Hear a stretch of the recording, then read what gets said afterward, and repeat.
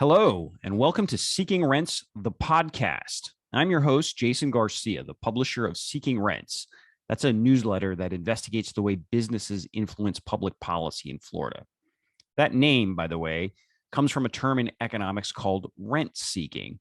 Rent seeking refers to when a person or a business uses their political influence to manipulate the political process in order to make more money for themselves at the expense of everybody else. This is episode number 1, the first of what will no doubt be thousands of episodes.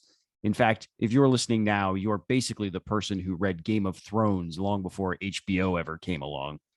You're also the sort of person that knows it's actually called A Song of Ice and Fire, they're actually called Others, and Catelyn Stark isn't actually dead. Sort of. Anyway, I'm excited for our first show. We're going to kick this podcast off with an important story about how Florida Governor Ron DeSantis and a bunch of business lobbyists worked together to pull off one of the biggest reverse Robin Hoods in the history of Florida. They took money from you and they gave it to businesses. I'll tell you how they did it and why you didn't notice. But first, normally I might start off with a discussion of an important story or two in Florida politics from the past few days. But since this is our very first show, I'd like to take a moment to tell you a bit more about who I am and what I do. Like I said earlier, my name is Jason Garcia, and I've been a journalist in Florida for 20 years now. I began my career with the Orlando Sentinel, first as a political reporter and then as a business reporter. Then I went to Florida Trend magazine, where I could be both. I came back to the Sentinel for a few years to be an investigative reporter focusing on the intersection of business and politics. But I left the paper at the start of this year to launch Seeking Rents. Over the years, I've carved out a bit of a niche covering corporate influence in state and local government, especially when it comes to tax policy and calling out special interest tax breaks and corporate tax loopholes. I'm sometimes asked about how I got interested in writing about taxes, which is, just about the driest subject imaginable. But I can actually tell you the exact moment it happened. It was during the 2006 session of the Florida legislature. I'd recently moved to Tallahassee to work full-time out of the Orlando Sentinel's Capitol Bureau. It was only the second session I'd ever covered, and I still barely knew where the bathrooms were. Anyway, one day I was sitting in a committee hearing in the Florida House of Representatives, waiting for the committee to take up some bill I'd been assigned to write a story about that day. I don't even remember the bill I was there for. I think maybe it had something to do with Orlando's giant convention center, but honestly, I can't recall at all.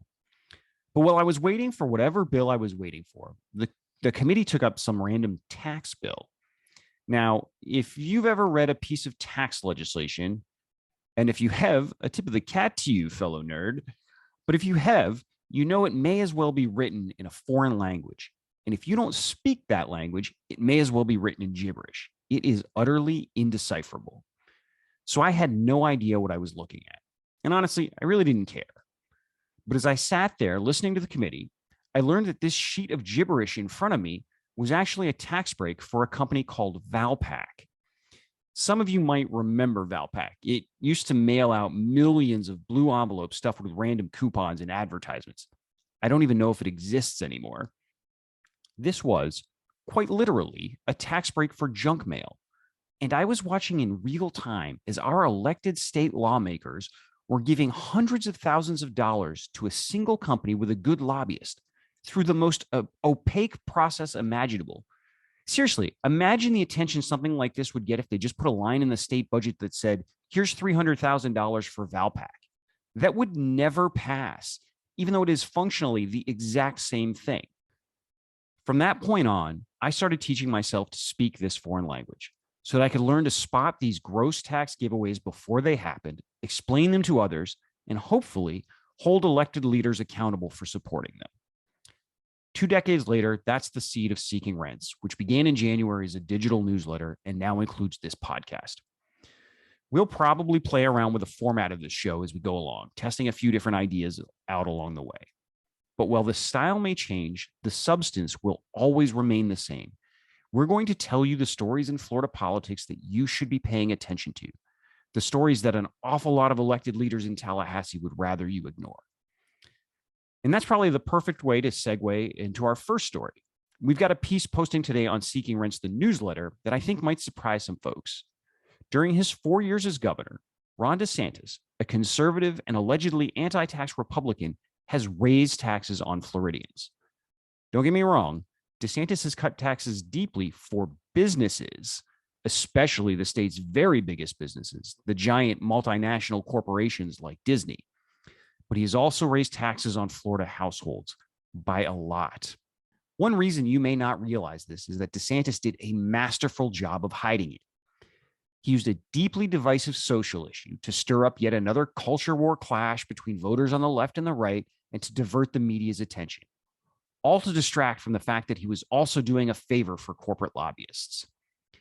This happens quite a lot in Tallahassee, of course, but this was the most blatant example I've seen in my 20 plus years of covering this stuff. It was a lot worse than Valpak. This all happened last year, but I think it's important to revisit it again now because Ron DeSantis is running for re-election now, and he's suddenly governing like a populist. Over the last few weeks, the governor has vetoed some really bad bills, including one for Florida Power and Light, another for Big Sugar, and a third bill that would have helped a big pet store company that still sells puppies for profit. It's sort of hard to believe that sort of thing still happens.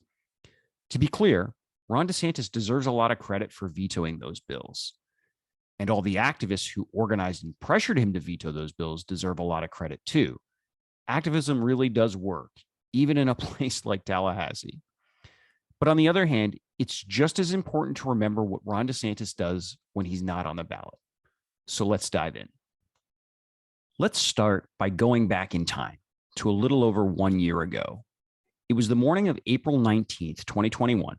Florida Governor Ron DeSantis staged a press event in Winter Haven in Polk County, about halfway between Orlando and Tampa, two of the biggest media markets in the state. The event drew television news crews from both cities.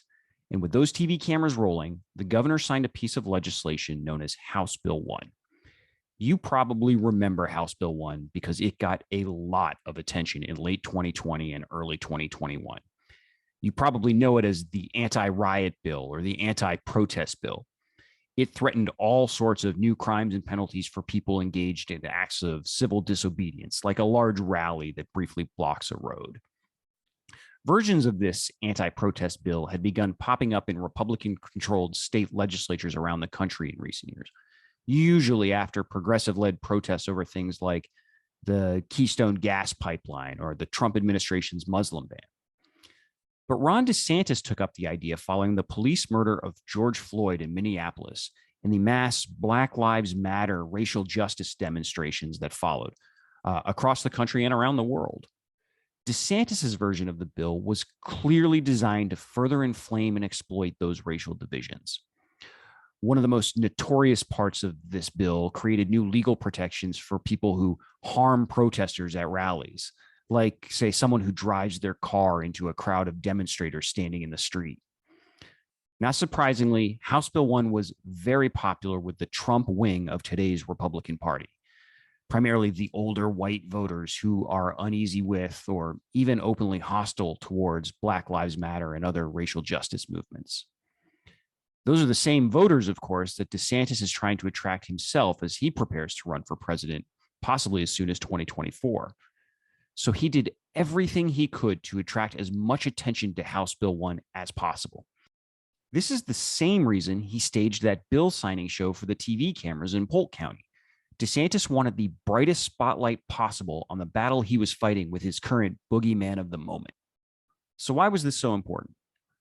Because signing House Bill 1 wasn't the only thing Ron DeSantis did that day. Late that night, at 11:01 p.m. to be exact, Ron DeSantis signed another piece of legislation, Senate Bill 50. You probably don't know nearly as much about Senate Bill 50 because Ron DeSantis doesn't talk about it. He didn't sign it in front of television cameras, and he's never boasted about it on Fox News. The entire reason he waited until almost midnight to sign it was to make sure you wouldn't see any stories about it on the evening news or read any stories about it in the next day's newspapers.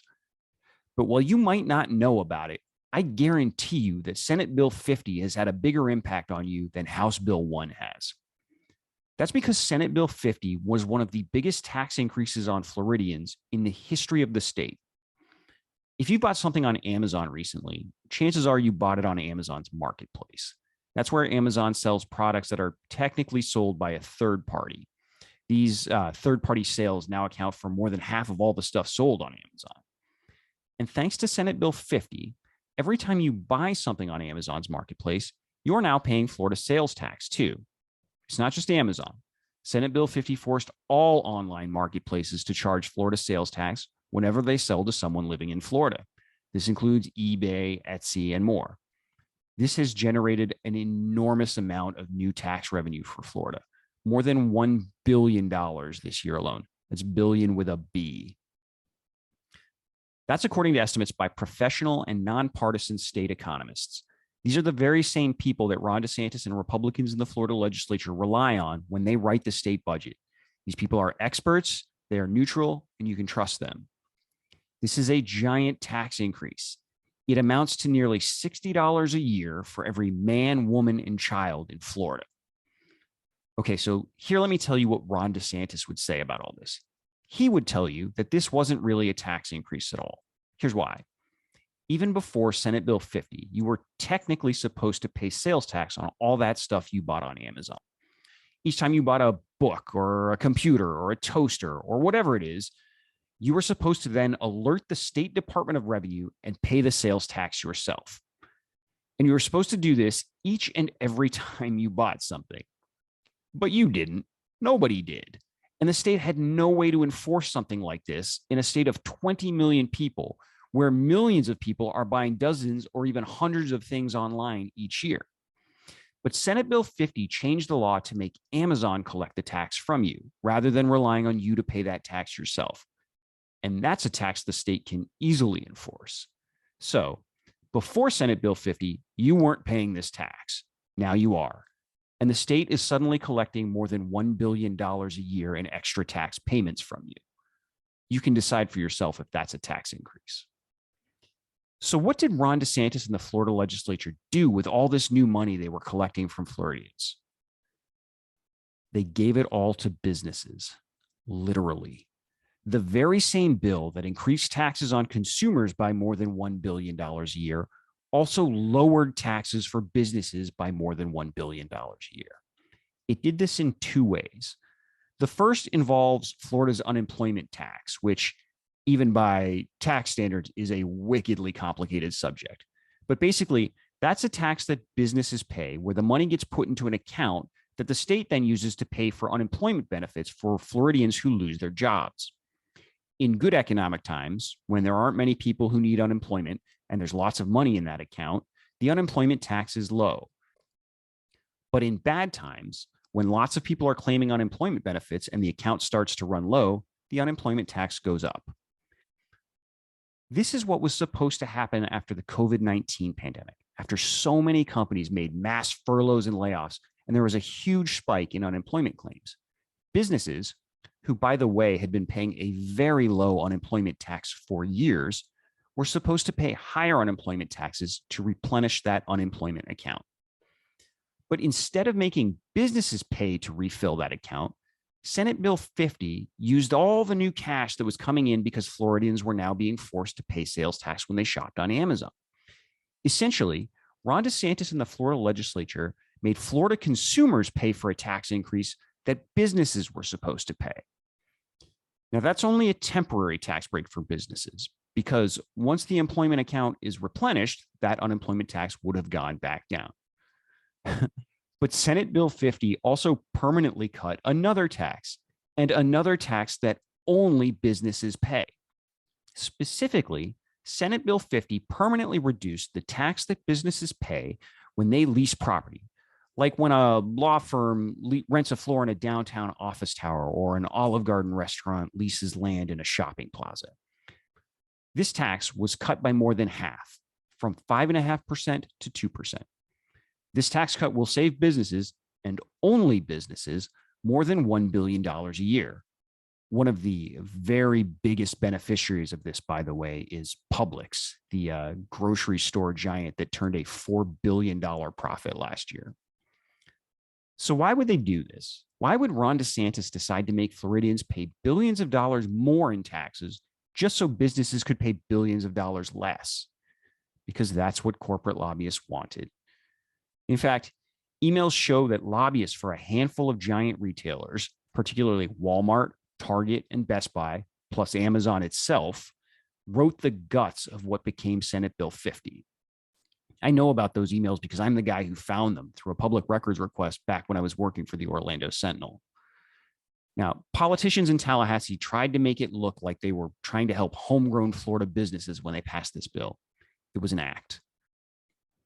One example, a few weeks before the legislature passed Senate Bill 50, it held a public workshop about the need for an online sales tax. The panelists included a representative from a family-owned Florida-based furniture company. Emails show that appearance was orchestrated by lobbyists representing Associated Industries of Florida, a front group for a few of Florida's very biggest businesses. Associated Industries, by the way, has given more than $2 million to Ron DeSantis since he was elected governor. Like I said at the top, this was Robin Hood in reverse, and everybody knew it, though they pretended not to. Democrats in the Florida House of Representatives tried to change this bill. One of the ideas they offered was to take all this new tax money that we were collecting from Floridians and spend that expanding affordable housing instead of spending it all on more tax breaks for businesses. Republicans rejected this idea. Then Democrats in the Florida Senate tried to change the bill to use all this new money to cut taxes for Floridians instead of businesses. But Senator Joe Gruters, who is also chairman of the Republican Party of Florida, instructed his fellow senators to reject that idea too, because he said, and this is true, quote, businesses need the help the most. That's right. Publix needed the money more than you did. This seems like a good spot to note that Publix gave more than $1 million to Florida politicians and political groups last year. It really is hard to overstate just how dramatically Senate Bill 50 shifted the tax burden in Florida off of businesses and onto Floridians. But here's just one other way to think about it. In the 4 years that Ron DeSantis has been governor of Florida, he has cut taxes by more than $4 billion overall. That's a big number, but it's also a misleading one because it masks what Ron DeSantis has really done. Ron DeSantis has actually cut taxes for businesses by more than $5 billion, but he's raised taxes on Florida consumers by more than $1 billion. No wonder he wanted to keep people talking about riots and protests. You can learn a lot more about this on Seeking Rents, where we'll give you a full breakdown of just who DeSantis has cut taxes for and who he's raised them on. A word of warning, it gets even grosser. Because not only has Ron DeSantis cut taxes for businesses while raising taxes on consumers, most of those business tax cuts have gone to only a very small handful of giant corporations, literally the top 1% of businesses. I'll include a link to the story in the show notes, but you can also find the newsletter at seekingrentsfl.com. All right, so that's going to do it for our very first episode of Seeking Rents, the podcast. Episode 2 will release next week, and we've got more shows already in the works. In the coming weeks, Seeking Rents, the podcast, will delve into stories about corporations like grocery store chain Publix, mining and fertilizer company Mosaic, and electric utility Florida Power and Light. We'll tackle issues like the soaring cost of rent, the money funding political campaigns, and a Tallahassee tactic that I like to call brand laundering. We'll also hear from some interesting guests from time to time. And of course, there'll be plenty more talk about taxes. If you've got any stories or subjects you'd like to see us cover on a future episode, or as a story in Seeking Rents, the newsletter, I'd love to hear from you. My email address will be posted in the show notes, and my Twitter DMs are always open, at Jason_Garcia. And if you've got any bad faith complaints or criticisms, or you just feel like lobbing some lazy anonymous innuendo, we've got a separate email address for that. TheodoreHayes94@gmail.com. Google it. Thanks for listening, everybody. See you soon.